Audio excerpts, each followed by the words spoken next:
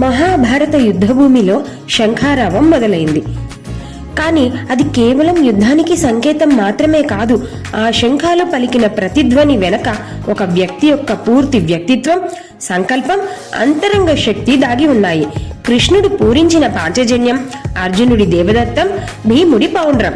ఈ శంఖాలు కేవలం శబ్దాలు కాదు, అవి మనలోని 3 ముఖ్యమైన శక్తులకు ప్రతీకలు. మరి ఆ శక్తులు ఏంటో, మీలోని శంఖాన్ని ఎలా పూరించాలో తెలుసుకోవాలంటే ఈ వీడియోని మిస్ కాకుండా చివరి వరకు చూడండి. ఈరోజు మనం భగవద్గీత అర్జున విషాద యుగము 15వ శ్లోకము, దాని సారాంశము, శాస్త్రీయ, ఆధ్యాత్మిక మరియు తార్కిక వివరణల గురించి తెలుసుకుందాం. అర్జున విషాద యోగము 15వ శ్లోకము. పాంచజన్యం హృషీకేశో దేవదత్తం ధనంజయః పౌండ్రం దద్మౌ మహాశంఖం భీమకర్మ వృకోదరః.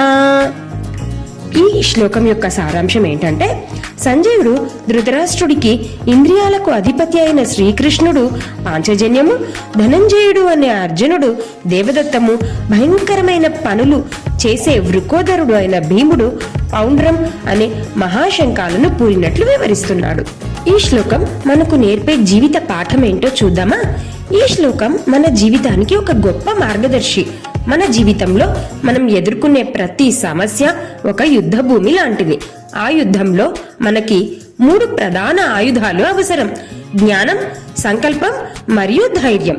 ఈ మూడింటిని ఒకేసారి ఉపయోగించినప్పుడే మనం విజయం సాధించగలం అని ఈ శ్లోకం మనకు నేర్పుతుంది. ఈ శ్లోకం యొక్క శాస్త్రీయ వివరణను గమనించినప్పుడు ఇది కేవలం శంఖాల పేర్లను మాత్రం చెప్పడం లేదు. అది నాటి యుద్ధ పద్ధతులలో శబ్ద తరంగాల ప్రాముఖ్యతను కూడా సూచిస్తుంది. శంఖారావం యొక్క ప్రభావం ఏంటంటే, శంఖం నుండి వెలువడే శబ్దం ఒక నిర్దిష్ట ఫ్రీక్వెన్సీని కలిగి ఉంటుంది. యుద్ధ భూమిలో ఈ శబ్ద తరంగాలు శత్రువుల మనసులో భయాన్ని, గందరగోళాన్ని సృష్టిస్తాయి. ఇది సైనికులను మానసికంగా, శారీరకంగా బలహీనపరుస్తుంది ఎదుటి వారిని. ఆత్మవిశ్వాసం అదే సమయంలో ఆ శబ్దం తమ సైనికులలో ఉత్సాహాన్ని, ఆత్మవిశ్వాసాన్ని నింపుతుంది. ఇంత గొప్ప వీరుడు మా వైపు ఉన్నాడా అని. ఒక్కొక్కరి శంఖం ఒక్కో రకమైన శబ్దం చేయడం వల్ల ఆయా శబ్దాల ద్వారా తమ సైనికులకు సందేశాలు పంపడం, తమ నాయకులను గుర్తించడం వంటివి జరిగేవి. మొత్తం ఈ శంఖారావం యుద్ధాన్ని కేవలం భౌతిక పోరాటంగా కాకుండా మానసిక యుద్ధంగా, వ్యూహాత్మక పోరాటంగా కూడా మారుస్తుంది. ఈ శ్లోకం మనకు నేర్పే ఆధ్యాత్మికతను తెలుసుకుందాం. శ్రీకృష్ణుని పాంచజన్యం మనలోని వివేకానికి, జ్ఞానానికి ప్రతీక. మన జీవితంలో ఏ నిర్ణయం తీసుకోవాలో తెలియని క్లిష్ట పరిస్థితుల్లో మనలోని వివేకం అనే శంఖం పూరించి సరైన మార్గాన్ని చూపించుకోవాలి అని అర్థం. అలాగే అర్జునుడి దేవదత్తం మనలోని దృఢ సంకల్పానికి, ఆత్మశక్తికి ప్రతీక. మన లక్ష్యాన్ని చేరుకోవడానికి మనలోని సంకల్పం అనే శంఖాన్ని పూరించి ముందుకు సాగాలి. భీముడి పౌండ్రం మనలోని అపారమైన ధైర్యానికి, శారీరక శక్తికి ప్రతీక. మనలోని భయాలను, అడ్డంకులను ధైర్యంతో ఎలా ఎదుర్కోవాలో ఈ శంఖం సూచిస్తుంది. ఈ శ్లోకం కురుక్షేత్ర యుద్ధాన్ని మాత్రమే కాకుండా మన మనసులో నిత్యం జరిగే మంచి చెడులు, ఎటువంటి నిర్ణయం తీసుకోవాలి, ఎంత శక్తి కలిగి ఉండాలి, దృఢ సంకల్పం ఎంతగా ఉండాలి అనే విషయాలను కూడా సూచిస్తుంది. అలాగే మంచి చెడు ఆలోచనల మధ్య జరిగే అంతర్యుద్ధాన్ని కూడా సూచిస్తుంది. ఈ శ్లోకం యొక్క తార్కిక వివరణను గమనిద్దాం. శ్రీకృష్ణుణ్ణి హృషికేశ అన్నారు. అంటే దీని అర్థం ఇంద్రియాలకు అధిపతి. కృష్ణుడు యుద్ధంలో ఆయుధం పట్టకపోయినా ఆయనలో ఆలోచనలు, వ్యూహాలు అత్యంత శక్తివంతమైనవి.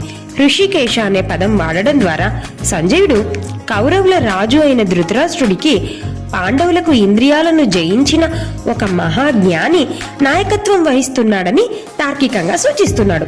కౌరవులు కోపం, అసూయ వంటి ఇంద్రియాలకు లొంగి ఉన్నారని దీని ద్వారా పరోక్షంగా చెప్తున్నాడు. ఈ పాంచజన్యం జ్ఞానానికి ప్రతీక. కృష్ణుడి శంఖారావం తమ పక్షాన ధర్మం, న్యాయం, జ్ఞానం ఉన్నాయని, అందుకే ఈ యుద్ధంలో గెలుపు తమదేనని తార్కికంగా, వ్యూహాత్మకంగా ప్రకటిస్తూ సైనికులకి ఉత్సాహాన్ని నింపుతున్నాడు అని చెప్పడం.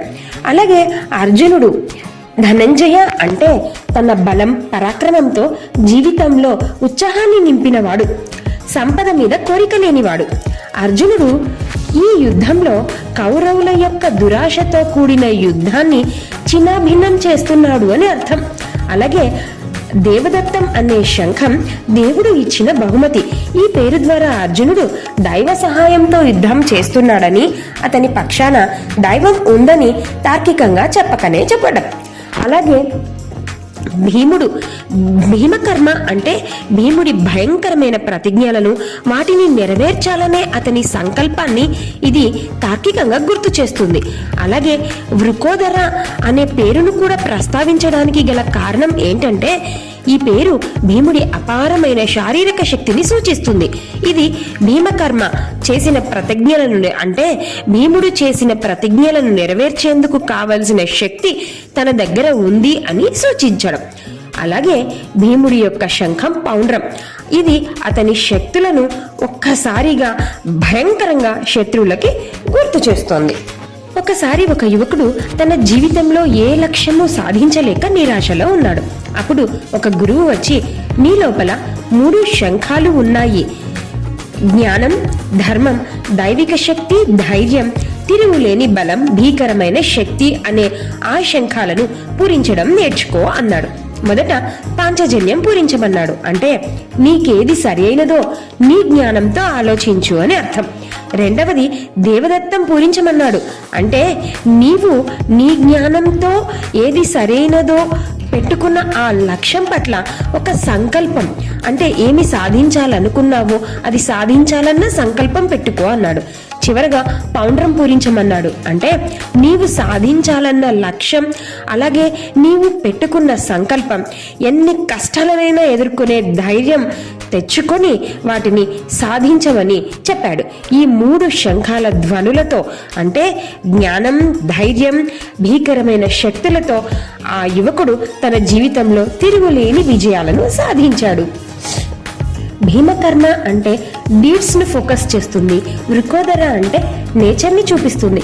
మహాభారత యుద్ధంలో భీముడు 2 ఒకేసారి ప్రదర్శిస్తున్నాడు. బయటకు హీరోయిక్ యాక్షన్, లోపల అన్క్వెంచబుల్ హంగర్ ఫర్ జస్టిస్. ఇది ఒక వ్యక్తి యొక్క పెద్ద అచీవ్మెంట్ ని సాధించడం, అలాగే లోపల సాధించాలి అన్న తపనతో కూడిన ఆకలి.